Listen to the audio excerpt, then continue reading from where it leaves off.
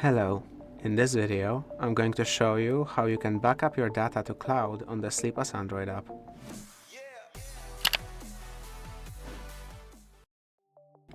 To back up your data to cloud, you want to go into Settings, here go into Services, and then Cloud Backup.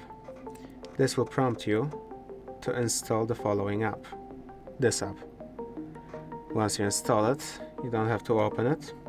You can go back here, tap on this right here, which will then prompt you to agree to the terms of service and choose the account you want to use with this.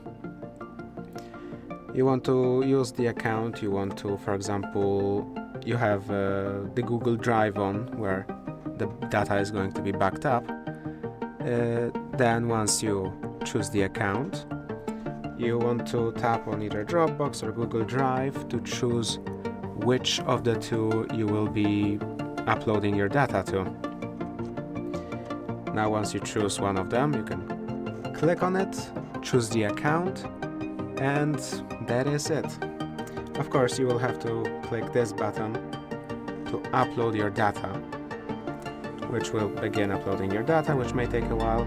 You can look into your notifications to possibly see the progress, which I can't do for personal information's sake.